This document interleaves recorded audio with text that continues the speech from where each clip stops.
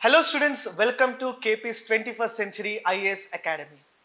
రెండు తెలుగు రాష్ట్రాల్లో కృష్ణ ప్రదీప్ సార్ పేరు తెలియని విద్యార్థి ఉండరు. ప్రతి పోటీ పరీక్షలకు ప్రిపేర్ అవుతున్నటువంటి ఆస్పిరెంట్స్ అందరికీ కూడా కేపీ సార్ ఎంతో సుపరిచితుడు.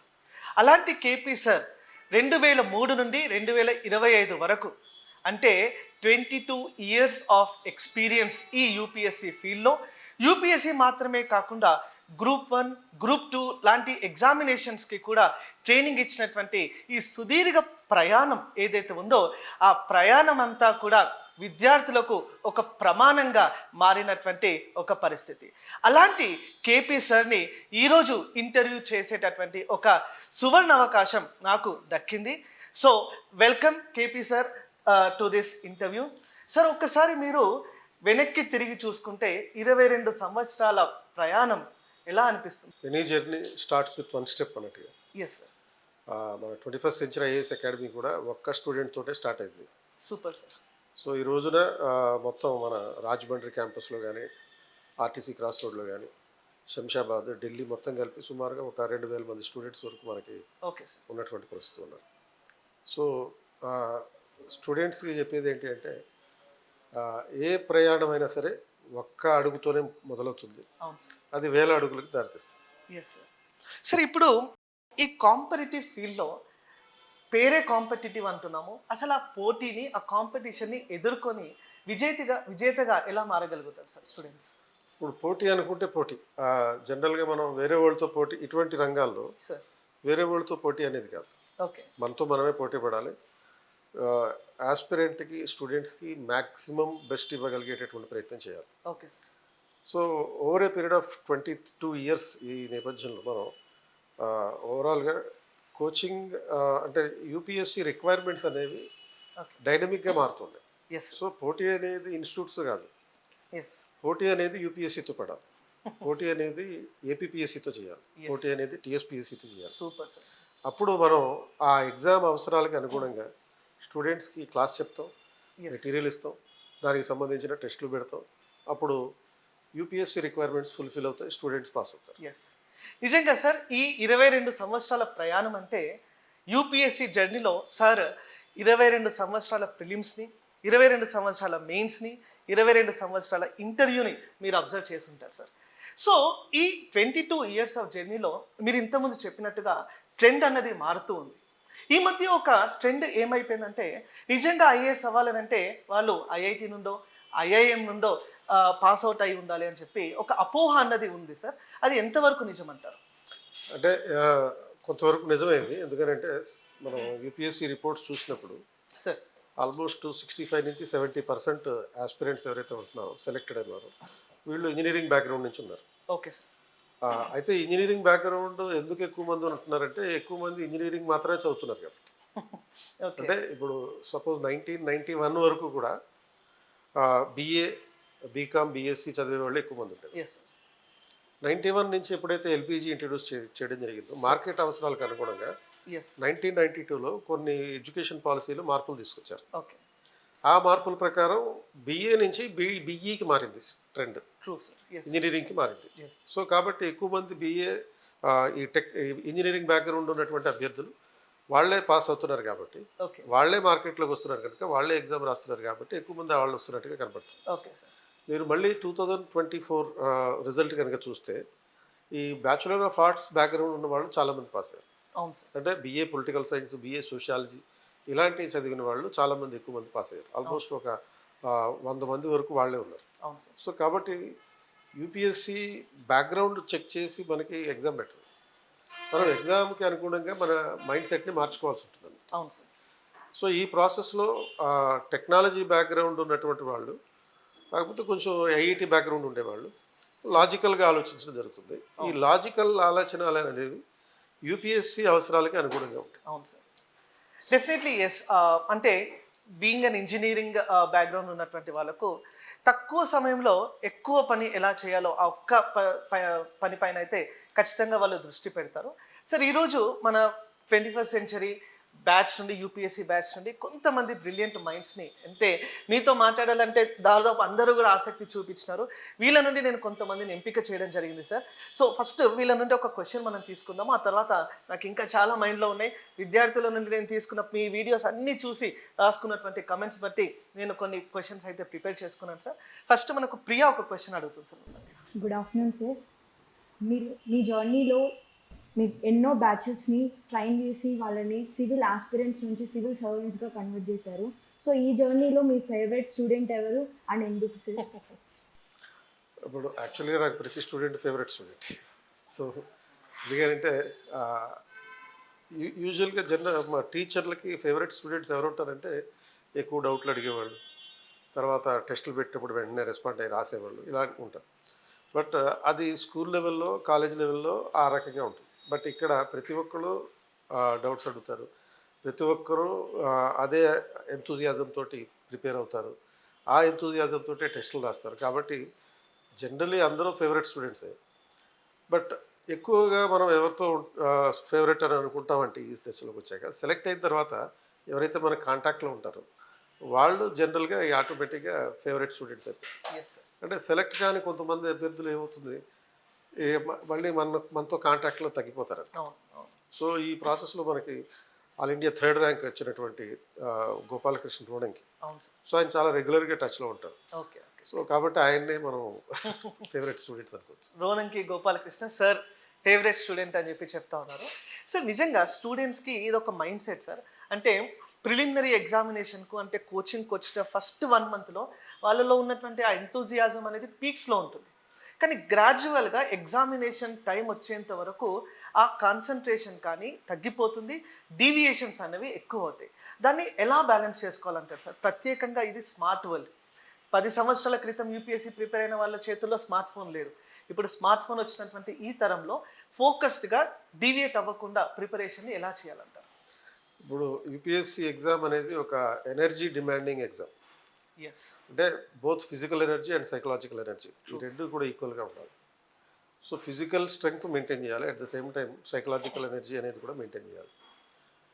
అండ్ ఎక్స్టర్నల్ మోటివేషన్ కాకుండా మనకి ఇంటర్నల్ మోటివేషన్ అనేది కావాలి. So internal point of motivation అంటే మనకి ఐఏఎస్ అవ్వాలి అనే కోరిక మన అంతర్లీనంగానే ఉండాలి. ఎస్. సో అది మెయింటైన్ చేయాలి అంటే ప్రతిరోజు అంటే చాలామంది ర్యాంకర్స్ చెప్తుంటారు 20 గంటలు 15 గంటలు చదివిన, అలా అక్కర్లేదు. ఎగ్జామ్ ముందు మనకి తెలియకుండానే 18 గంటలు చదవగలుగుతాం. బట్ ఎగ్జామ్కి వచ్చేంత వరకు కూడా యావరేజ్న ప్రతిరోజు కనీసం ఒక 6 to 8 అవర్స్ మాత్రం ప్రిపరేషన్ అనేది కంపల్సరీ. ఈ 6 to 8 అవర్స్లో మనం క్లాస్ రూమ్లో ఉన్నది కూడా అలా క్యాలిక్యులేట్ చేసుకోవాలి. క్లాస్ రూమ్లో సపోజ్ ఒక 6 అవర్స్ ఉంటాం, ఆ తర్వాత ఇంటికి వెళ్ళిన తర్వాత ఒక 5-6 అవర్స్ కలుపుకోవడం జరుగుతుంది. కాబట్టి ఈ రకంగా మనం క్లాస్ రూమ్లో ఉంటూ ఏదైతే నేర్చుకుంటున్నామో అది ప్రిపరేషన్లో భాగమే. అది మనకు తెలియకుండానే సబ్కాన్షియస్ మైండ్లో రిజిస్టర్ అవుతూ ఉంటుంది.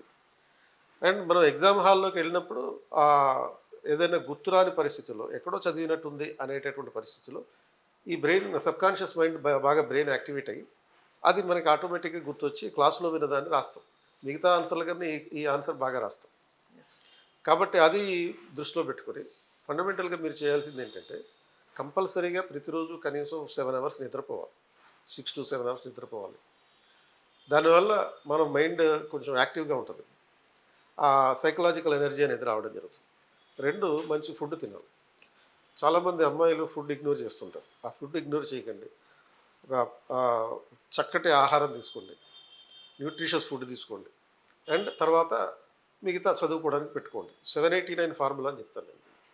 అంటే 7 అవర్స్ నిద్రపోవాలి, 8 అవర్స్ మిగతా చదువుకోవడం ఇటువంటివి చేయాలి, చదువుకోవడం కానీ రాయడం కానీ. 9 అవర్స్లో మీరు క్లాసులకు అటెండ్ అవ్వడం, ఇతర యాక్టివిటీస్ ఏమైనా ఉంటాయా ఇవన్నీ కూడా కంప్లీట్ చేసుకోవాలి. సో మొత్తం 24 అవర్స్ని కనుక మీరు ఈ 7-8-9 అని డివైడ్ చేసుకుని అలొకేట్ చేసుకుంటే హ్యాపీగా మీకు 1 ఇయర్ కంపల్సరీగా మినిమం అయితే పెట్టాలి, దీనికి ప్రిపరేషన్ కోసం పెట్టాలి. ఈ 1 ఇయర్ పాటు ఈ పద్ధతిలో మీ ప్రిపరేషన్ అయితే ఉంటే డెఫినెట్లీ సక్సెస్ అవ్వచ్చు. Right sir. సార్ రీసెంట్ టైమ్స్లో మనము U3 అనేటటువంటి ఒక ప్రోగ్రామ్ లాంచ్ చేయడం జరిగింది, అన్లిమిటెడ్ యూపీఎస్సీ ఉత్సవ్ అని. ఇది చాలామంది యూపీఎస్సీ ఆస్పిరెంట్స్ చాలా కీ ఇంట్రెస్ట్ అయితే ఈ ప్రోగ్రామ్ పైన చూపిస్తూ ఉన్నారు. మీరు లాస్ట్ 22 ఇయర్స్లో ఎన్నో ప్రోగ్రామ్స్ లాంచ్ చేయడం జరిగింది. ప్రతి ప్రోగ్రామ్ కూడా విద్యార్థులకు ఆ రోజు నీడ్ ఆఫ్ ది అవర్ ఏంటో పసిగట్టి ఆ నీడ్ ఆఫ్ ది అవర్కి తగ్గట్టుగా మీరు ఆ ప్రోగ్రామ్స్ని డెలివర్ చేయడం జరిగింది. ఆ ప్రోగ్రామ్స్కి ఇప్పుడు ఉన్నటువంటి ఈ U3 ప్రోగ్రామ్కి ఏంటి డిఫరెన్స్ సార్? మనం ఎలా డిఫరెంట్గా ఈ ప్రోగ్రామ్ ఇంప్లిమెంట్ చేయబోతున్నాం? సో మీరు ఇందాక అన్నట్టుగా మరొక క్వశ్చన్లో, ప్రీవియస్ క్వశ్చన్లో ఉన్నటువంటి మరో అంశం, ఈ మొబైల్ రెవల్యూషన్ నేపథ్యంలో ప్రిపరేషన్ ఎలాగా అనే దానికి ఎక్స్టెన్షనే ఈ U3 ప్రోగ్రామ్. ఓకే, ఈ మొబైల్ ఉపయోగిస్తున్నటువంటి పరిస్థితి అన్అవాయిడబుల్ అండ్ కంపల్సరీ కూడా. కరెక్ట్. కాకపోతే ఏం చేయాలంటే మొబైల్ వల్ల మనకేం నష్టం లేదు, మొబైల్లో ఉండే యాప్స్ వల్ల మాత్రమే నష్టం. ఆ యాప్స్ని ఏది వాడుకోవాలి, ఏది వాడుకోకూడదు అనేది మన చేతుల్లో ఉండాలి. ఈ ఇంట్రిన్సిక్ మోటివేషన్ అనేది దీని మీద డిపెండ్ అవుతుంది అనమాట. అంటే మొబైల్ యాప్లని మనం వాడుకోవాలి, మొబైల్ యాప్లు మన టైంను వాడుకోకూడదు. ఆ రకమైనటువంటి ఒక సిస్టమేటిక్ పద్ధతిని పెట్టుకుంటే, అంటే దీనికోసం మొన్న ఈ మధ్యన పేపర్లో చూసాను, డిజిటల్ డైటింగ్ అంట. అంటే డిజిటల్ డైటింగ్ అంటే ఏంటి? ఇది ఒక క్రమ పద్ధతిలో మొబైల్ని వాడుకోవడం, ఎలా పడితే అలా కాదు. ఇప్పుడు మామూలుగా ఫుడ్ డైటింగ్ చేసినప్పుడు ఎలా అయితే రిస్ట్రిక్టెడ్గా రెగ్యులేటెడ్గా ఫుడ్ తింటాము, అదేవిధంగా రిస్ట్రిక్టెడ్గా రెగ్యులేటెడ్గా మొబైల్ ఫోన్ను ఉపయోగించుకోవడం జరగాలి. అండ్ ప్రస్తుతం ఉన్నటువంటి పరిస్థితుల్లో మొబైల్ని ఉపయోగించకుండా ఉండడం అనేది అసాధ్యం. కంపల్సరీగా అది ఉండాల్సిందే. వాట్సాప్లో మెసేజ్లు వస్తే చూసుకోవాల్సిందే, కానీ దానికి ఒక టైం పెట్టుకుంటాం. ఒక స్పెసిఫిక్ టైం పెట్టుకుని ఈవినింగ్ టైంలోనో 5 to 6 టైంలో పెట్టుకోండి. ఎందుకంటే 4:30 నుంచి 5:30 మధ్యలో జనరల్గా మోస్ట్ అన్ప్రొడక్టివ్ టైం అది. సో సన్సెట్ అయ్యే టైము, ఆ టైంలో కొంచెం లేజీగా ఉంటాం, డల్గా ఉంటాం. కాబట్టి 5:30, 6, 5 to 6 మధ్యలో మొబైల్ వాడుకుంటే అన్ప్రొడక్టివ్ టైం అంతా దానికి పెట్టేయచ్చు. ఆ టైంలో మన ఫ్రెండ్స్కి ఫోన్ చేసుకోవడమో, లేకపోతే మన పేరెంట్స్కి ఫోన్ చేయడమో, లేకపోతే దాంట్లో వాట్సాప్లో వచ్చే మెసేజ్లకి ఆన్సర్ చేయడమో, ఇటువంటివి చేసుకుంటే చాలు. అంటే ప్రస్తుతానికి సివిల్స్ ప్రిపేర్ అవుతున్నటువంటి అభ్యర్థులకైతే ప్రధానంగా ఎటువంటి ఎమర్జెన్సీ ఇష్యూస్ అయితే ఉండవు. అంటే వెంటనే ఆన్సర్ పెట్టకపోతే కోల్పోయేటటువంటి బిజినెస్లు ఉండవు, లేకపోతే కోల్పోయేటటువంటి రిలేషన్షిప్స్ కూడా ఉండకపోవచ్చు. ఒకవేళ ఆన్సర్ వెంటనే పెట్టకపోతే, మెసేజ్ వెంటనే పెట్టకపోతే కోల్పోయే రిలేషన్షిప్స్ ఉంటే అలాంటి అవసరం లేదు. ఇప్పుడు మీ పేరెంట్స్ మీకు మెసేజ్ చేశారనుకోండి, మెసేజ్ వచ్చిన వెంటనే మీరు చూసిన వెంటనే దానికి రిప్లై ఇవ్వకపోతే మీ పేరెంట్స్ మీతో కటీఫ్ అంటారా? అనరు. అలా కటీఫ్ అనే వాళ్ళ సంబంధాలు మనకు అక్కర్లేదు. కాబట్టి ఒక టైం పెట్టి మనకు తెలిసిన వాళ్ళందరికీ ఆ విషయం చెప్పేద్దాం. నేను అందుబాటులో ఉండే టైం ఓన్లీ 5 to 6 PM, ఆ టైంలో మాత్రమే మీకు రిప్లైస్ ఇస్తాను అని మీ స్టేటస్లో కూడా పెట్టండి, వాట్సాప్ స్టేటస్లో కూడా పెట్టండి. అప్పుడు క్లారిటీగా మనం డిజిటల్ డైటింగ్ అనేది పర్ఫెక్ట్గా చేయగలుగుతాం. మిగతా టైం అంతా మొబైల్లో ఉండేటటువంటి మిగతా యాప్స్, ఎడ్యుకేషన్ రిలేటెడ్ యాప్స్ని ఉపయోగించుకోవటం మంచిది. తర్వాత ఇప్పుడు U3 ప్రోగ్రామ్ అన్నమాట. సో U3 ప్రోగ్రామ్ అనేది ఏంటంటే ఈ UPSC అన్లిమిటెడ్ ఉత్సవ్ అనే ప్రోగ్రామ్ అన్నమాట. సో ఈ ప్రోగ్రాంలో భాగంగా ఆన్లైన్ ద్వారా కానీ, లేకపోతే ఆఫ్లైన్ ద్వారా కానీ మన స్టూడెంట్స్, జాయిన్ అయ్యేటటువంటి స్టూడెంట్స్కి ఒకసారి ఒక 1 year పాటు కోచింగ్ తీసుకోవడం జరిగితే 3 సంవత్సరాల పాటు వాళ్ళకి ఆ యాక్సెస్ అనేది మొబైల్ ద్వారా అందుబాటులో ఉంటుంది. మనకి ఈ KPIS యాప్ ఉంది. సో ఆ KPIS యాప్ ద్వారా మనం క్లాసులో ఏదైతే క్లాస్ రూమ్ పాఠాలు చెప్తామో అవన్నీ కూడా వీడియో రూపంలో మనం ఆ యాప్లో పెట్టడం జరుగుతుంది. అవి 3 years వరకు అందుబాటులో ఉంటాయి. అండ్ ఈవెన్ టెస్ట్ సిరీస్ కానీ, లేకపోతే మిగతా కరెంట్ అఫైర్స్ యాక్సెస్ కానీ, ఇవన్నీ కూడా 3 years పాటు ఫ్రీగా అందుబాటులో ఉంటాయి. So one time joining and unlimited, 3 years కూడా కదా, unlimited access. So till you crack IAS, till you crack UPSC, you will have the unlimited access. Super program sir. యాక్చువల్గా ఈ అన్లిమిటెడ్ UPSC ఉత్సవ్ అంటే నాకు కొద్దిసేపటి క్రితం, అంటే సార్తో అన్అఫీషియల్గా నేను ఇంటరాక్ట్ అవుతున్నప్పుడు సార్ నాకు చెప్పింది, ఒక స్టూడెంట్ మనల్ని ట్రస్ట్ చేసి KPIASలో జాయిన్ అవుతే, KPIAS నుండి ఎగ్జిట్ అవ్వాలంటే తన పేరు పక్కన IAS వచ్చినప్పుడే ఎగ్జిట్ అవుతారు. ఓకే, పేరు పక్కన IAS వచ్చాక KPIAS నుండి ఎగ్జిట్ అవుతారు, అంటే ఆ ప్రోగ్రామ్ నుండి ఎగ్జిట్ అవుతారు.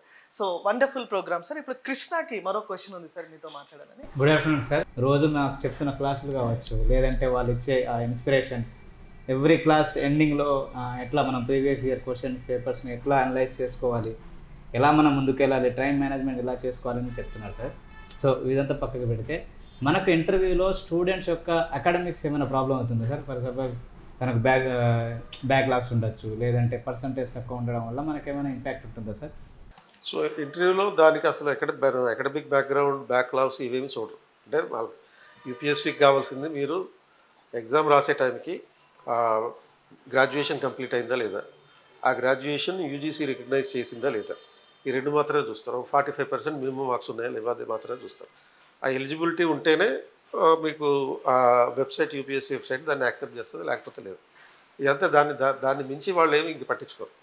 వాళ్ళు స్టడీ చేసేదంట మీకు డిఏఎఫ్లో మీరు ఇచ్చే ఇన్ఫర్మేషన్ మాత్రమే. Detailed application form for what, for the personality test oblique interview. అంటే ఇది both interview as well as personality test. మన వ్యక్తిత్వం మరియు మన అంతర్లీనంగా మనకు ఉన్నటువంటి మైండ్ సెట్ ఏంటి రెండింటిని పరిశీలించేటటువంటిది. So interview is an interview. కాబట్టి మన గ్రాడ్యుయేషన్లో ఎన్ని మార్కులు వచ్చినా వాళ్ళకి అవసరం లేదు, కాకపోతే క్వశ్చన్ అడుగుతారు, దానికి ఆన్సర్ చెప్పాలంతే. ఆన్సర్ చెప్పేటప్పుడు మీరు కన్విన్సింగ్గా చెప్పడం, జస్టిఫై చేసుకోవడం అనేది మాత్రమే ఇంపార్టెంట్. ఆ జస్టిఫికేషన్ ఎలా ఉండాలంటే మీ ఆన్సర్ లీగల్గా ఉండాలి, ఎథికల్గా కరెక్ట్గా ఉండాలి. సో ఈ రెండు ఫుల్ఫిల్ అయితే జస్టిఫై అయిపోయినట్టే. You are not required to take any balanced approach.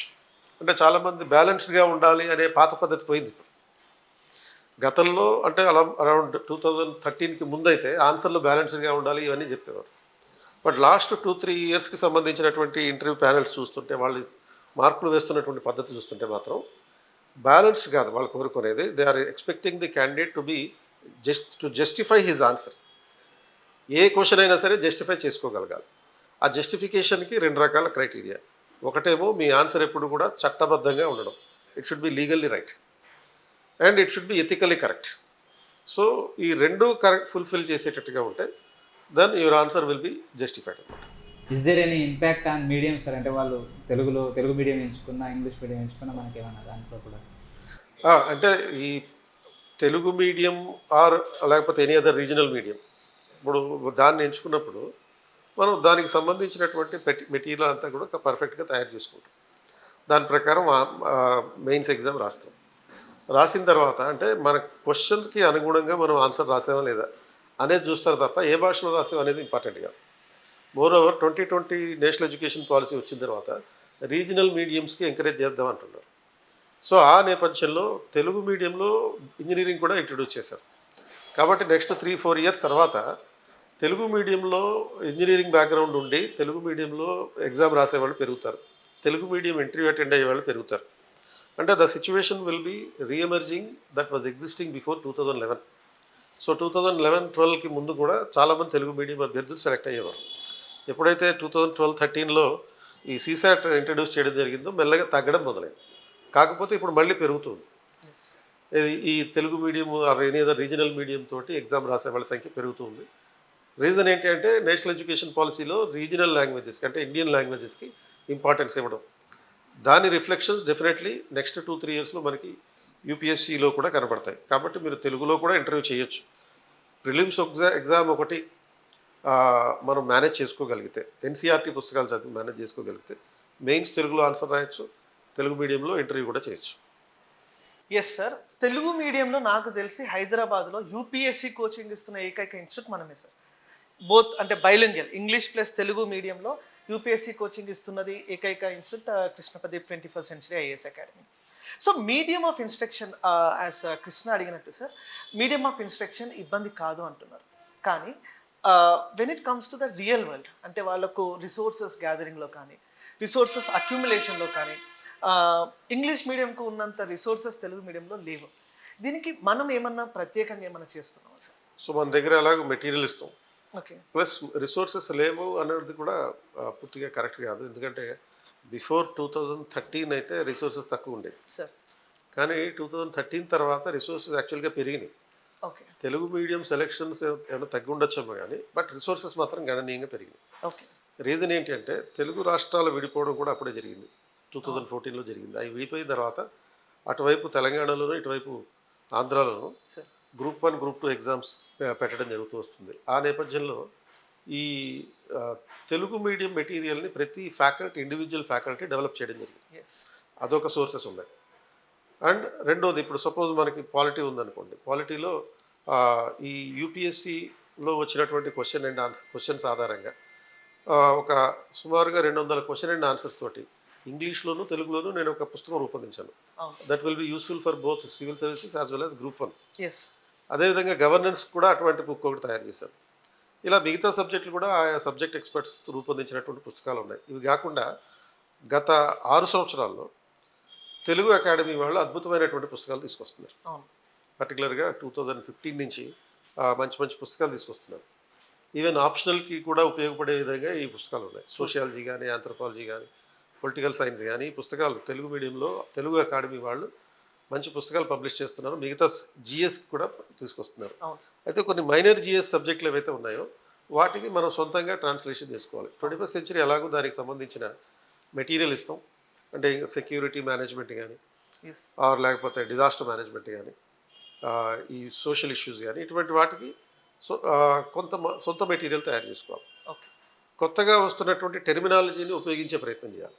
ఆ టెర్మినాలజీని ఉపయోగించుకుంటూ దాన్ని తెలుగులో ట్రాన్స్లేట్ చేసుకుంటూ మనం ప్రయత్నం చేస్తే అప్పుడు డెఫినెట్లీ కొంచెం కష్టపడాలి. కాకపోతే మిగతా ఇంగ్లీష్ మీడియం అభ్యర్థుల కన్నా తెలుగు మీడియం వాళ్ళు కొంచెం ఎక్స్ట్రా ఎఫర్ట్ పెట్టాలి. కాకపోతే తెలుగు మీడియంకి ఇంగ్లీష్ మీడియంకి ఉన్నటువంటి డిఫరెన్స్ ఏంటి అంటే తెలుగు మీడియం వాళ్ళు ఎక్కువ సార్లు చదువుతారు, రివిజన్ ఎక్కువ చేస్తారు. తెలుగు మీడియం వాళ్ళు రివిజన్ ఎక్కువ చేయరు. అదో ప్రాబ్లం ఉంది. రీజన్ ఏంటి, అడ్వాంటేజ్ ఏంటి అంటే దీంట్లో తెలుగు మీడియం వాళ్ళకి ఒకసారి చదవగానే అర్థమైపోతుంది. అదే main advantage. And main disadvantage ఏంటి అంటే ఒకసారి చదవగానే అర్థమైపోవడమే. అలా అర్థమైపోవడం వల్ల ఏమవుతుందంటే రివిజన్ చేయట్లేదు. సో రివిజన్ చేయకపోవడం వల్ల సబ్జెక్ట్ గుర్తుండదు. గుర్తుండకపోతే రీప్రొడ్యూస్ చేయలేం, వేగంగా రీప్రొడ్యూస్ చేయలేం. కాబట్టి మ్యాక్సిమం ఒకే సబ్జెక్ట్ని 10 సార్లు చదవడం మంచిది. ఒకే కాంటెంట్ని 10 సార్లు చదవడం మంచిది. ఎన్నిసార్లు మనం చదివితే మన మైండ్లో అంత రిజిస్టర్ అయితే మన రైటింగ్ స్పీడ్ అనేది పెరుగుతుంది. Right sir. సార్ ఇప్పుడు యూపీఎస్సి పరీక్షకు ప్రతి సంవత్సరం దాదాపుగా 10 లక్షల మంది ఆస్పిరెంట్స్ అప్లై చేస్తూ ఉంటారు. Preliminary examination, mains examination, PT personality test వచ్చే వరకు, ఫైనల్ లిస్ట్ వచ్చేంత వరకు సక్సెస్ రేట్ అనేది 1% అంటాం. ఇప్పుడు ఈ స్టూడెంట్స్ కావచ్చు, లేదంటే బయట ఈ వీడియో చూస్తున్నటువంటి స్టూడెంట్స్ కావచ్చు, వాళ్ళందరూ కూడా 1%లో ఉండాలి అని అంటే మీరు ఇచ్చే ఒక టిప్ ఏంటి సార్? ఇప్పుడు మనం ఒక పెద్ద గోల్స్ పెట్టుకున్నప్పుడు సక్సెస్ ఎప్పుడు కూడా లెస్ దెన్ 1% ఉంటుంది. ఒలింపిక్ గోల్డ్ మెడల్ కొట్టాలనుకోండి, సక్సెస్ ఎప్పుడు 1% కన్నా తక్కువే. ఎస్. సినిమాలో సూపర్ స్టార్ అవ్వాలన్నా సేమ్, ఒక క్రికెట్ స్టార్ అవ్వాలన్నా అదే. ఎస్. గోల్స్ ఎప్పుడైతే పెద్దగా ఉంటాయో ఆటోమేటిక్గా మన సక్సెస్ రేట్ అనేది తగ్గిపోతూ ఉంటుంది. మరి 1,00,000 మంది పోటీదారులు ఉన్నప్పుడు, 10 లక్షల మంది పోటీదారులు ఉన్నప్పుడు ఏ విధంగా అయితే ఒక అథ్లీట్ ఛాలెంజ్ చేయడానికి ఎప్పుడు సిద్ధపడతాడు? ఎప్పుడైతే ఆ రేంజ్లో వాళ్ళు 1,00,000 మందినైనా సరే ఓడించగలిగేటటువంటి కాన్ఫిడెన్స్ అనుకున్నప్పుడు. ఆ కాన్ఫిడెన్స్ ఎప్పుడు వస్తుంది? ఆ రేంజ్ ప్రాక్టీస్ ఉన్నది. ఎస్. ప్రాక్టీస్ మాత్రమే మనకున్నటువంటి ఏకైక రహస్యం. ఇది ఈ 1,00,000 మందిలో 10 లక్షల మందిలో మనం ఆ ఒక్కడిగా నిలబడడం అనేది ప్రాక్టీస్ మాత్రమే. నిరంతరం ప్రతిరోజు ప్రతి క్షణం రేపే ఎగ్జామ్ అన్నట్టుగా చదవాలి. మనం జనరల్గా రేపు ఎగ్జామ్ అయినా సరే 1 ఇయర్ తర్వాత అన్నట్టుగా డిగ్రీ వరకు చదువుకుంటూ వచ్చాం. బట్ అలా కాదు. ఇప్పుడేంటి, రేపే ఎగ్జామ్ అన్నట్టుగా, అంటే 1 ఇయర్ తర్వాత ఎగ్జామ్ ఉన్నా కానీ రేపే ఎగ్జామ్ అన్నట్టుగా చదవడం మొదలుపెట్టాం. అలా చేసినప్పుడు మనం చదివేటప్పుడు లేకపోతే ఆన్సర్ రైటింగ్ చేసేటప్పుడు, మల్టిపుల్ చాయిస్ క్వశ్చన్స్ రాసేటప్పుడు మనకి టైం తెలియదు. టైం తెలియకుండా, వాచ్ చూడకుండా నువ్వు ఎప్పుడైతే కష్టపడతావో, ఎప్పుడైతే చదువుతావో అప్పుడు నువ్వు సక్సెస్ ఆల్మోస్ట్ 90% గ్యారంటీ అయిపోయినట్టు. ఆ 1%లోకి వెళ్ళిపోయినట్టే లెక్క. సో అది ఇంటర్నల్ మోటివేషన్గా ఉంటుంది, మీద ఆధారపడి ఉంటుంది. అంటే ఇది ఎలా ఉంటుందంటే, ఒక పని చేస్తున్నప్పుడు సడన్గా టైం చూసామనుకోండి, మనం సాయంత్రం 3 అయిందో 4 అయిందో అనుకుంటాం, కానీ 8 అయింది అనుకోండి ఈవినింగ్. అప్పుడు నువ్వు ఆ సబ్జెక్ట్ని ఇష్టపడినట్టు, నువ్వు కష్టపడకుండా చదువుతున్నట్టు.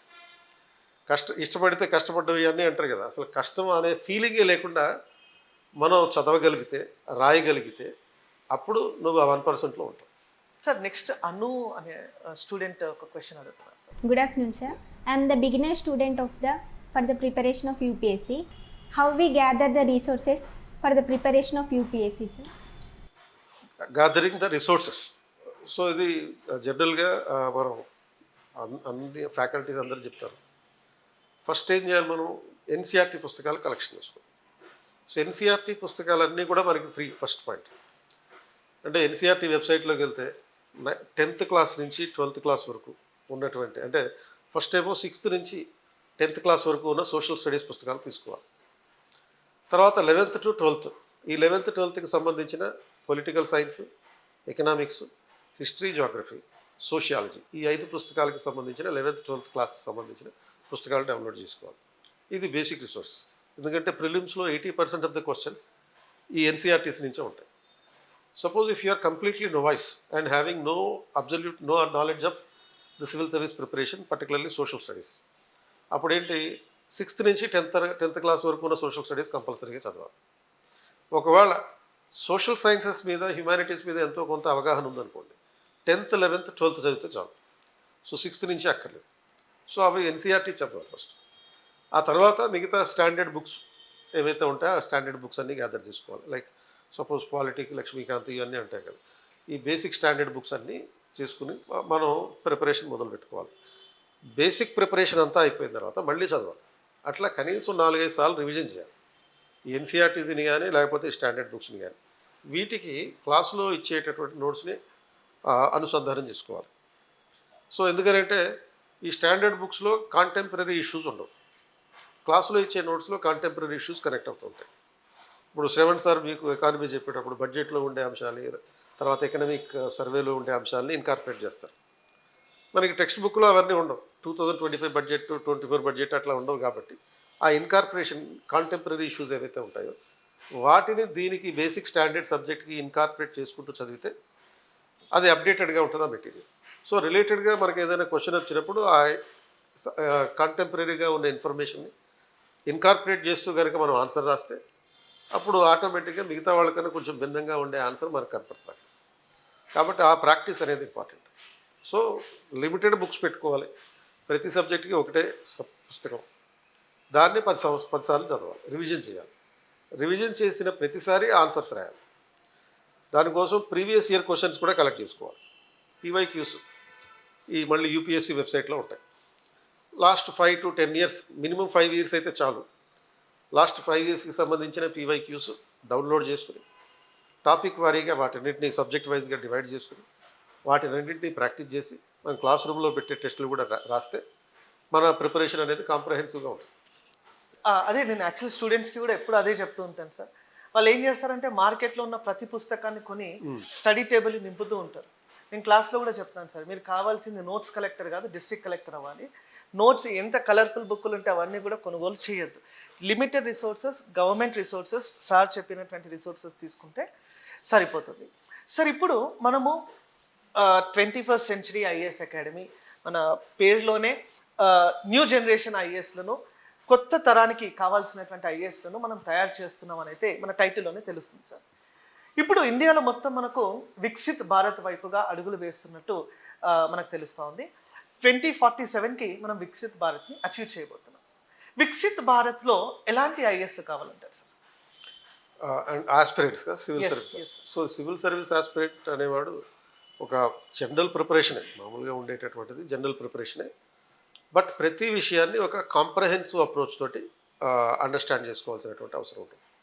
అంటే మనం జనరల్గా ఏం చూసినా సరే దానికి ఒక కాంప్రహెన్సివ్ ఐడియాలజీ అనేది మనం డెవలప్ చేసుకోవాలి. అంటే ఏదైతే మనకి కాంప్రహెన్సివ్ ఐడియాలజీ అంటే ఎలా ఉంటుంది, ఇప్పుడు సింపుల్గా దీనికి గుర్తుపెట్టుకునే విధంగా ఎలా ఉంటుందంటే, ప్రిలిమ్స్ జనరల్ స్టడీస్ పేపర్ ఉంది. ఆ జనరల్ స్టడీస్ పేపర్లో మనకి ఒక 7 సబ్జెక్ట్స్ ఉన్నాయి. ఆ డైమెన్షన్స్ గుర్తుపెట్టుకుంటే ప్రతి విషయాన్ని మనం అలా ఉంచగలగాలి.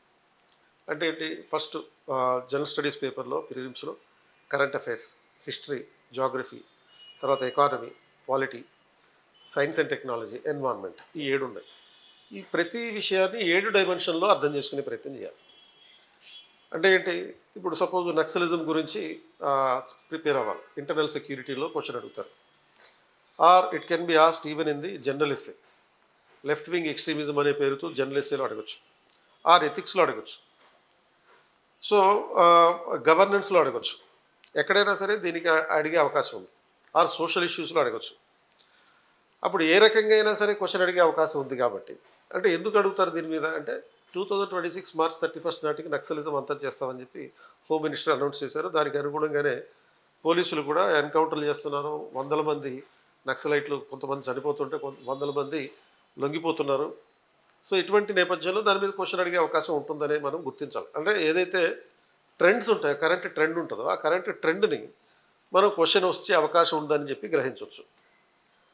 సో సపోజ్ దీని మీద ఈ నక్సలిజం మీద ఎథిక్స్లో క్వశ్చన్ వస్తే ఎలా ఉంటుంది అంటే ఒక కేస్ స్టడీ అడగచ్చు. అంటే నక్సలిజంని అణిచివేయడానికి కేవలం ఫోర్స్ మాత్రమే సరిపోతుందా, ఇంకా ఏమన్నా కావాలా అన్న టైప్లో ఎథిక్స్లో క్వశ్చన్ ఉండొచ్చు. అంటే that will require both developmental strategy and a strategic approach with the military orientation, police orientation. ఆ తర్వాత పార్టిసిపేటివ్ పొలిటికల్ స్ట్రాటజీ. సో ఒక రాజకీయ దృక్పథం కావాలి, అంటే ప్రజా భాగస్వామ్యంతో మాత్రమే ఇది చేయగలం అనేటటువంటిది. రెండోది అంటే డెమోక్రటిక్ ఓరియంటేషన్, అది డెవలప్మెంట్ స్ట్రాటజీ కావాలి.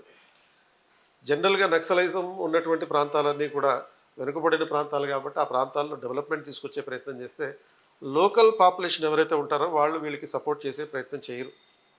కాబట్టి ఆటోమేటిక్గా వాళ్ళు లొంగిపోవాల్సిన తప్పనిసరి పరిస్థితి ఏర్పడుతుంది. ఇవన్నీ కాకుండా లొంగకుండా ఉన్నటువంటి వాళ్ళు ఎలాగైనా సరే లొంగ తీయాలి కాబట్టి వాళ్ళ మీద పోలీస్ యాక్షన్ కూడా కావాలి, పారామిలిటరీ యాక్షన్ కావాలి, అవసరమైతే మిలిటరీ యాక్షన్ కూడా కావాలి. ఇలా 3 డైమెన్షనల్ ఓరియంటేషన్లో చెప్పాల్సినటువంటి అవసరం ఉంటుంది. సో దానికి అప్పుడు ఎథిక్స్లో వచ్చేటప్పుడు మనం ఎథిక్స్లో ఉండేటటువంటి కొన్ని పదాలు ఉంటాయి. యూటిలిటేరియనిజం, హెడోనిజం, ఈ పదాలను ఉపయోగిస్తూ దానికి సంబంధించి మీ సపోర్టింగ్ ఆర్గ్యుమెంట్ కూడా ఉండాలి. సపోజ్ దీన్నే ఇంకో సబ్జెక్ట్లో ఇంటర్నల్ సెక్యూరిటీలో అడుగుతారు. లెఫ్ట్ వింగ్ ఎక్స్ట్రీమిజం అనే టాపిక్ అక్కడ ఉంది కాబట్టి అక్కడ అడిగినప్పుడు ఎలాంటిది క్వశ్చన్ ఉంటుంది, what is the coin strategy అని అడుగుతారు. Counter insurgency strategy to deal with the naxalism, అలాంటి పర్స్పెక్టివ్ చదువుకోవాలి. సో ప్రతి విషయాన్ని ఇట్లా దాని హిస్టారికల్ బ్యాక్గ్రౌండ్ తెలుసుకోవడం ద్వారా దాని కరెంట్ ఇష్యూస్ ఏంటో తెలుసుకోవడం, కరెంట్ అఫైర్స్ అనగానే కరెంట్ ఇష్యూ తెలుసుకోవడం అంటే ఈ హోమ్ మినిస్ట్రీ నుంచి వచ్చినటువంటి స్టేట్మెంట్. 2 దాని హిస్టారికల్ బ్యాక్గ్రౌండ్, మన సబ్జెక్ట్లో హిస్టరీ ఉంటుంది కనుక నక్సలిజం హిస్టరీ ఏంటో తెలుసుకోవాలి. ఎప్పుడు మొదలైంది, ఎలా మొదలైంది, ఎలా డెవలప్ అవుతూ వచ్చింది, దాని ఇవల్యూషన్. దీని జాగ్రఫికల్ పర్స్పెక్టివ్, ఏ ప్రాంతాల్లో ఏ జాగ్రఫికల్ ఏరియాస్లో నక్సలిజం ఎక్కువగా ఉంది. సో వీళ్ళు ఒక రెడ్ కారిడార్ స్టేట్ని నిర్మిస్తామన్నారు, నేపాల్ నుంచి కేరళ వరకు. ఆ రెడ్ కారిడార్ అంటే ఏంటి, దానికి సంబంధించిన రాష్ట్రాలు ఏంటి. 2050 నాటికి ఈ రెడ్ కారిడార్ ఏర్పాటు చేస్తారు. గవర్నమెంట్ ఒకవైపు వికసిత్ భారత్ అనే 2047 అంటే రెడ్ కారిడార్ అని చెప్పి వాళ్ళు అన్నారు. వాళ్ళు అన్న 2 రోజుల తర్వాత ఈ హోమ్ మినిస్ట్రీ నుంచి అనౌన్స్మెంట్ వచ్చింది. సో ఆ జాగ్రఫికల్ పర్స్పెక్టివ్ నేర్చుకోవడం. ఆ తర్వాత technological point of view, government ఈ డ్రోన్స్, ఆర్టిఫిషియల్ ఇంటెలిజెన్స్ ఇటువంటి వాటిని ఉపయోగించి ఏ విధంగా నక్సలైట్లను ట్రేస్ చేస్తుంది, క్యాచ్ చేస్తుంది అండ్ వాళ్ళని సీజ్ చేస్తుంది అనేటటువంటి పాయింట్ ఆఫ్ వ్యూ. అలా ఒక ప్రతి అంశాన్ని మనం చదివే ప్రతి విషయాన్ని ఇలాంటి మల్టిపుల్ డైమెన్షన్లో చదివితే మన ప్రిపరేషన్ కాంప్రహెన్సివ్గా ఉంటుంది అనమాట. అంటే ఇలా ఉన్నప్పుడు ప్రిపరేషన్ ఈ రకంగా ఉన్నప్పుడు మనకి సివిల్ సర్వీస్ వచ్చినా రాకపోయినా పెద్దగా ఫరక్ పడదు అన్నట్టు. అంటే ఏదైనా ఒక కారణం వల్ల సివిల్ సర్వీస్ క్లియర్ చేయలేకపోయాం అన్నప్పుడు ఆత్మహత్యలు చేసేసుకోవడాలు ఇటువంటివి ఉండవు. ఎందుకని కాన్ఫిడెన్స్ ఉంటుంది. ఇంత కాంప్రహెన్సివ్గా మనం ప్రిపేర్ అవుతున్నప్పుడు వచ్చే కాన్ఫిడెన్స్ లెవెల్ వేరే ఉంటుంది. ఇది కాకపోతే ఎందుకు రాలేదు అని ఆలోచించం, ఇంకో దానికి ఆటోమేటిక్గా ప్లాన్ బి డెవలప్ చేసేసుకుంటూనే ఉంటాం. సివిల్ సర్వెంట్గా నన్ను సెలెక్ట్ చేయలేదంటే ఈ దేశం దురదృష్టం అది అనే ఫీలింగ్లో ఉంటుంది. సో కాబట్టి అలాంటి ఫీలింగ్ తోటి మనం ముందుకెళ్తాం కనుక చాలామంది సివిల్ సర్వీస్ ఆస్పిరెంట్స్ ఈ మధ్యకాలంలో స్టార్టప్లు పెడుతున్నారు. అండ్ వాళ్ళు వికసిత్ భారత్ లక్ష్యాలకి అనుగుణంగా తీసుకెళ్తున్నారు ముందు. So you will definitely contribute, either you become an IAS or not, you will contribute to the Viksit Bharat if you are so confident about your preparation. Sir మరో స్టూడెంట్ ఉన్నారు సార్, ఒక డౌట్ మన ఫస్ట్ ఆఫ్ ఆల్ యూపీఎస్సీ అనేది toughest exam అని తెలుసు. So దానివల్ల కొంతమంది భయపడి సైడ్ వెళ్ళిపోతారు, మరి కొంతమంది దాన్ని క్రాక్ చేద్దాం పట్టుదలతో, అంటే నాలాంటి వాళ్ళు, అలాంటి వాళ్ళకి యూపీఎస్సీ ఫస్ట్ అటెంప్ట్ ఎలా క్రాక్ చేయాలి? సో యూపీఎస్సీ ఫస్ట్ అటెంప్ట్లో క్రాక్ చేయడం అనేది ఒక ఆస్పెక్ట్. ఫస్ట్ ఆస్పెక్ట్ ఏంటంటే యూపీఎస్సీ ఎగ్జామ్ అనేది చాలా టఫెస్ట్ ఎగ్జామ్ అనేది. సో యూపీఎస్సీ అనేది టఫెస్ట్ ఎగ్జామ్ కాదు, మనం దాన్ని టఫ్ చేసుకుంటాం యాక్చువల్లీ. అంటే ఏ ఎగ్జామ్ అయినా కష్టమైందే, దానికి ఉన్నటువంటి స్కిల్, ఆ టెక్నికల్ ఆస్పెక్ట్స్ ఏవైతే ఉంటాయో ఆ స్కిల్ని మనం క్యాచ్ చేయగలిగితే కనుక ఏది టఫ్ కాదు. అంటే ఇందాక అనుకున్నట్టుగా మన లక్ష్యం అనేటటువంటిది అత్యున్నతమైనది. ఎప్పుడైతే లక్ష్యం అత్యున్నతమవుతుందో దానికి చేసే ప్రయత్నం కూడా అత్యున్నతంగానే ఉండాలి. మనం ఒక కంఫర్ట్ జోన్లో మిగిలిపోయి నాకు అది దొరకట్లేదు అని అనుకున్నప్పుడు కష్టం. కంఫర్ట్ జోన్ దాటాలి. సో అంటే కంఫర్ట్ జోన్ దాటం అంటే ఏంటి, మార్నింగ్ 8ంటికి నిద్ర లేవడం, నైట్ ఎప్పుడో 2 గంటలకు నిద్ర పడుకోవడం, ఈ మధ్యలో ఇష్టమైతే క్లాస్కి వెళ్ళడం, ఇష్టం లేకపోతే సినిమాకి వెళ్ళడం, ఈ చాటింగ్లు చేయడం, ఇవన్నీ కంఫర్ట్ అన్నమాట మనకి. ఏదైతే ఇప్పటికిప్పుడు సుఖాలను ఇస్తాయో ఈ సుఖాలను ఇచ్చేవన్నీ కూడా కంఫర్ట్ జోన్స్. అండ్ ఈ సుఖాన్ని కనుక మనం కొంచెం పోస్ట్పోన్ చేసుకోగలిగితే అప్పుడు నువ్వు ఆ కంఫర్ట్ జోన్ని దాటినట్టు. సో అది నీ ప్రయత్నం ఆ స్థాయిలో ఉండాలి. దీనికోసం ఈ ఎగ్జామ్ ఇందాక అనుకున్నట్టుగా హైలీ ఎనర్జీ డిమాండింగ్ ఎగ్జామినేషన్. ఆ ఎనర్జీని పుటప్ చేయాలి ఫస్ట్. అంటే దానికోసం ప్రతిరోజు కంపల్సరీగా ఒక అరగంట సేపు అయినా సరే, మినిమం ½ అన్ అవర్ అయినా సరే ఎక్సర్సైజెస్ చేయాలి, ఫిజికల్ ఎక్సర్సైజ్ చేయాలి, మన మినిమం స్ట్రెంగ్త్ మెయింటైన్ చేయడానికి. రెండోది సైకలాజికల్గా కూడా స్ట్రాంగ్గా ఉండాలి. కాబట్టి యోగాను, మెడిటేషను ఓ 10-15 నిమిషాలు చేయాలి కంపల్సరీగా, ఆ సైకలాజికల్ స్ట్రెంత్ రావడం కోసం. ఇప్పుడు మోడీ గారు ఉంటారు చూడండి, ఆల్మోస్ట్ 70-80 సంవత్సరాల వయసు అయింది, ఈ రోజుకి కూడా ఆల్మోస్ట్ 18-20 గంటలు పనిచేస్తూనే ఉంటాడు ఆయన. ఆ స్ట్రెంత్ ఎక్కడి నుంచి వస్తుందంటే ఈ 2 రకాల పద్ధతులు చేయడం వల్ల. ఫస్ట్ ప్రతిరోజు అది మొదలు పెట్టాలి. తర్వాత నెక్స్ట్ విషయం ఏంటి అంటే మన ప్రిపరేషన్. ఈ ప్రిపరేషన్ అనేది చాలా బోరింగ్ ప్రిపరేషన్. గత 15 ఏళ్లలో, అట్లీస్ట్ గత 5 సంవత్సరాల్లో, డిగ్రీలో, ఇంటర్మీడియట్ డిగ్రీలో ఉన్నటువంటి 5 సంవత్సరాల్లో అసలు ఈ సబ్జెక్టులు చదివి ఉండం మనం. చాలామంది బీటెక్ బ్యాక్గ్రౌండ్ ఉండేవాళ్ళు కాదు. ఈ హిస్టరీ, మిస్టరీ లాగా అనిపిస్తుంది, పాలిటీ అదేదో పౌల్ట్రీ అనుకుంటాం ఫస్ట్ వచ్చినప్పుడు. సో ఇవన్నీ కూడా మనకి కన్ఫ్యూజ్ చేస్తాయి, ఎందుకు చదవాలనిపిస్తూ ఉంటుంది. కాబట్టి చాలా బోరింగ్ సబ్జెక్టులు ఇవన్నీ. సో వీటిని ఒకసారి చదవడం ఎక్కువ, అటువంటిది మళ్ళీ రిపీటెడ్గా 10 సార్లు చదవాలి. ఎప్పుడైతే నువ్వు ఈ కంఫర్ట్ను కూడా దాటి 10 సార్లు ఒక పుస్తకాన్ని చదవగలుగుతావో అప్పుడు డెఫినెట్లీ ఫస్ట్ అటెంప్ట్లో ఉంటాం. తర్వాత ఇంకోటి ఏంది, మనం చదివింది పర్ఫెక్ట్గా మనం నేర్చుకున్నావా లేదా, మనకు గుర్తుందా లేదా. ఎందుకంటే మన మెమరీ అనేది చాలా షార్ట్ టర్మ్ ఉంటుంది. దాన్ని ఎప్పటికప్పుడు రివిజన్స్ ద్వారా ఆ మెమరీని ఫ్రెషప్ చేస్తూ ఉండాలి. ఆ రివిజన్స్లో భాగంగానే మనకి టెస్ట్ సిరీస్ కూడా పెడుతూ ఉంటాం, ప్రతి సండే పెడుతూ ఉంటాం. ఆ టెస్ట్ సిరీస్ ఎవరైతే రాస్తారో వాళ్ళు అంటే కంటిన్యూస్గా దీని మీద కనీసం ఒక 60 టెస్టులు రాయాలి. గ్రాండ్ టెస్టులు 60 రాయాలి. మినిమం 60 గ్రాండ్ టెస్టులు ఆ ఒత్తిడి లేకుండా రాయగలిగితే, టైం చూసుకోకుండా రాయగలిగితే, 3 గంటల్లో రాయగలిగితే ప్రతి టెస్ట్, అప్పుడు నువ్వు ఫస్ట్ అటెంప్ట్లో ఉన్నట్టు లెక్క. దీనికోసం నువ్వు ఖచ్చితంగా 2 సంవత్సరాలు అయితే టైం పెట్టాలి. ఫస్ట్ 1 ఇయర్ మినిమం ప్రిపరేషన్ కోసం, బేసిక్ ప్రిపరేషన్ కోసం. సెకండ్ ఇయర్లో ఎగ్జామినేషన్ సైకిల్లో భాగంగా. ఎస్ సార్, ఆయేషా ఇంకో క్వశ్చన్ అడుగుతున్నారు sir. Good afternoon, sir. Sir, in this UPSC journey, it would become more fortunate if you get success in first attempt. Otherwise, it might take 2 years or 3 years even. So, as a woman from particularly middle class background, how to choose this UPSC civil services as a career path, sir?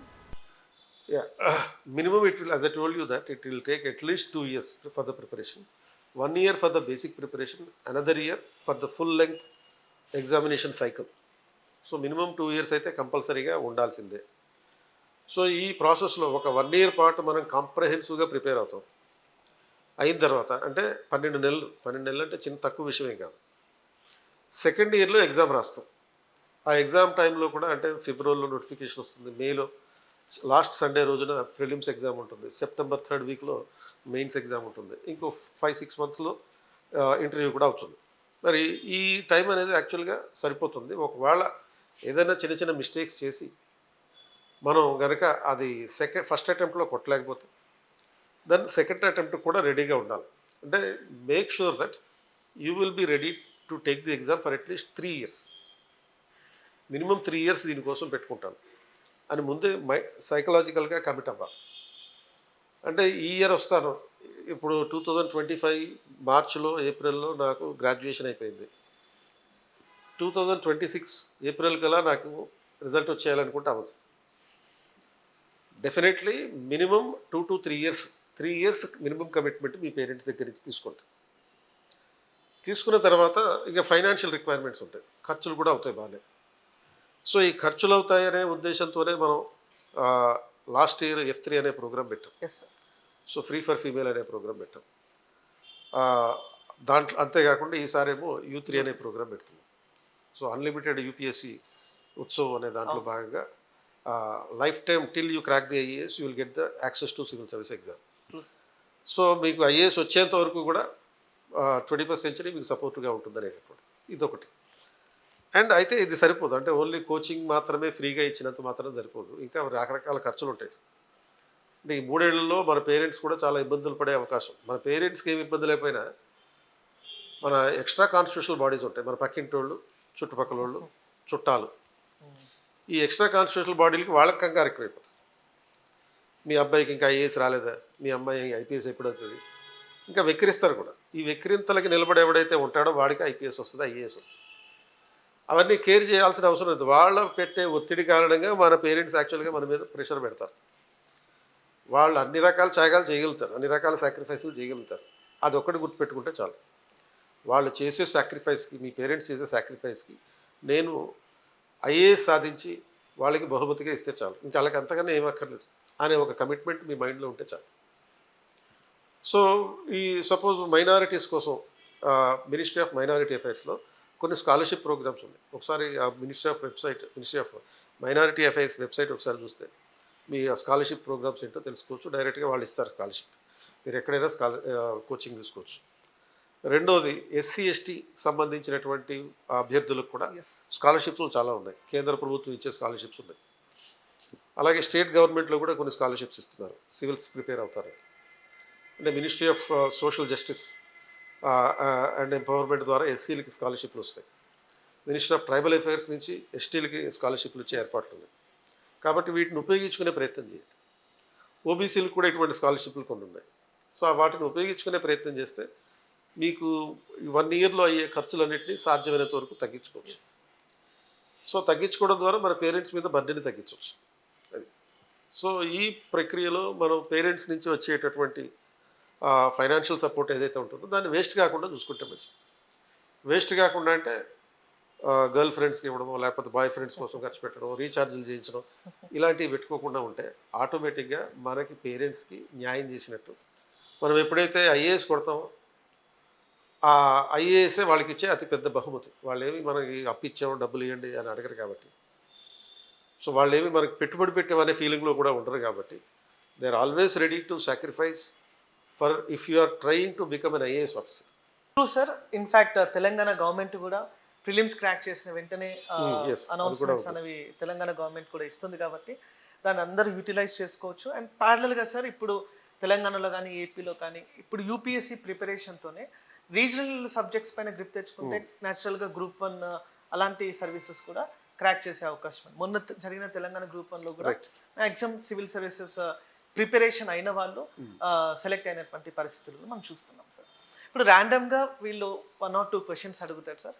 Any additional question మనం తీసుకుంటాం. Sir UPSC జర్నీలో syllabus analysis చాలా key role play చేస్తుంది కదా sir, and PYQ analysis ఇలాంటివన్నిటి మీద మీ tricks ఎలా ఉంటే చెప్తారా సార్? ఎగ్జాక్ట్లీ యూపీఎస్ సిలబస్ ఎలా అనలైజ్ చేయాలి ఏంటి?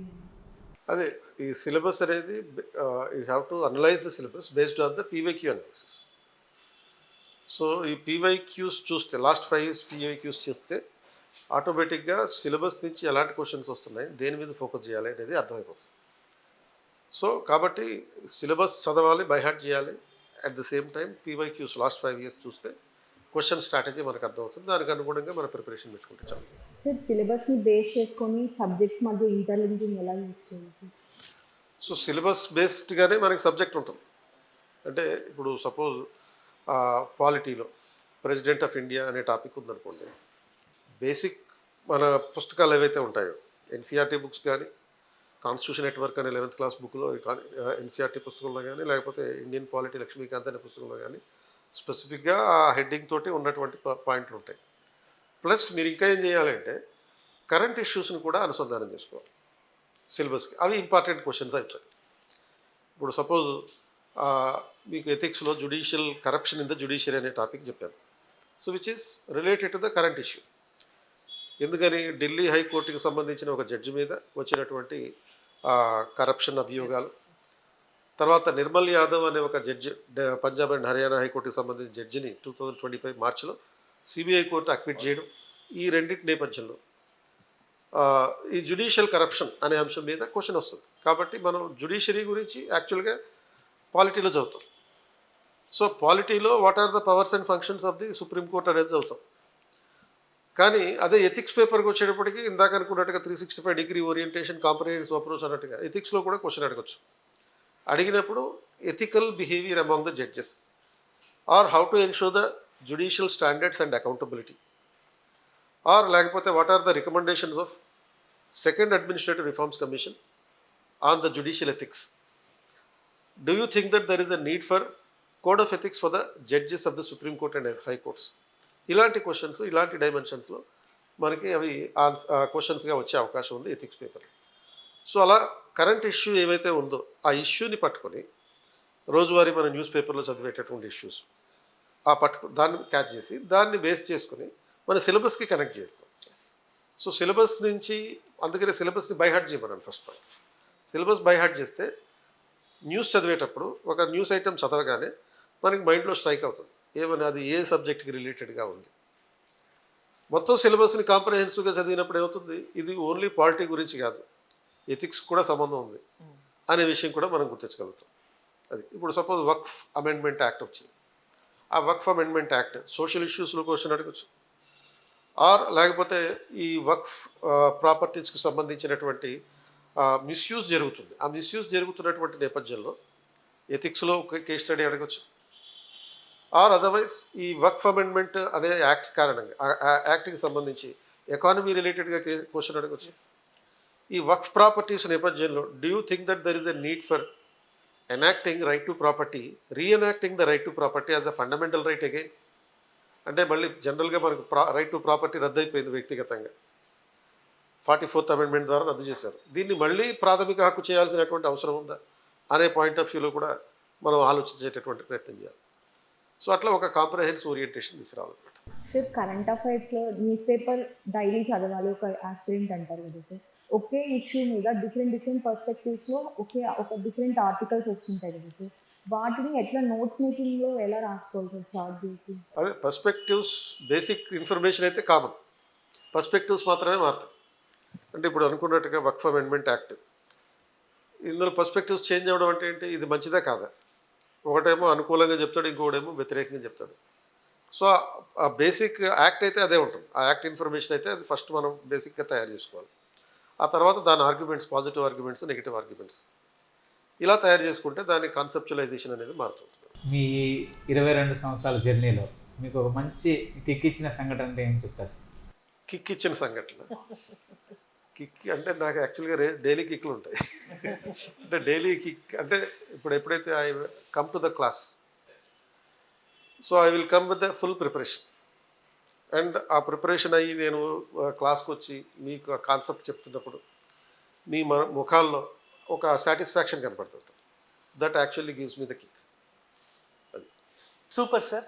సో ఈ ఒక ఇంటర్వ్యూలో నిజంగా 22 సంవత్సరాల ప్రయాణం అంటే ఎలా ఉంటుందో ఆ ఎక్స్పీరియన్స్ మీ ప్రతి జవాబులో మేము తెలుసుకున్నాము. మాలాంటి కొత్త జనరేషన్ టీచర్స్ ఎవరైతే ఉన్నారో వాళ్ళైతే తప్పనిసరిగా మిమ్మల్ని ఇన్స్పిరేషన్గా తీసుకుంటారు సార్. ఖచ్చితంగా ఈరోజు వరకు కేపీ సార్ అంటే king of polity, 22 years plus king of polity అని చెప్పి అందరికీ కూడా తెలుసు. కానీ నేను మాత్రం కేపీ సార్ అంటే కింగ్ ఆఫ్ పాలిటీ మాత్రమే కాకుండా కింగ్ ఆఫ్ ప్రిలిమ్స్ అంటాను, కింగ్ ఆఫ్ ప్రెజెంటేషన్ అంటే మెయిన్స్ అంటాను, కింగ్ ఆఫ్ పర్సనాలిటీ టెస్ట్ అంటే ఇంటర్వ్యూ అంటాను. So that is the definition of KP sir. ఇలాంటి జర్నీ రాబోయే తరాలకు కూడా ఎంతగానో ఉపయోగపడాలని మనం ప్రవేశపెట్టినటువంటి ఈ U3 ప్రోగ్రామ్ ప్రతి గ్రామానికి కూడా చేరాలని చెప్పి ఇలాంటి ప్రోగ్రామ్స్ని ఇంకొన్ని మనము భవిష్యత్తులో తీసుకొని రావాలని చెప్పి అయితే మనస్ఫూర్తిగా కోరుకుంటున్నాను sir. Thank you students, thank you sir.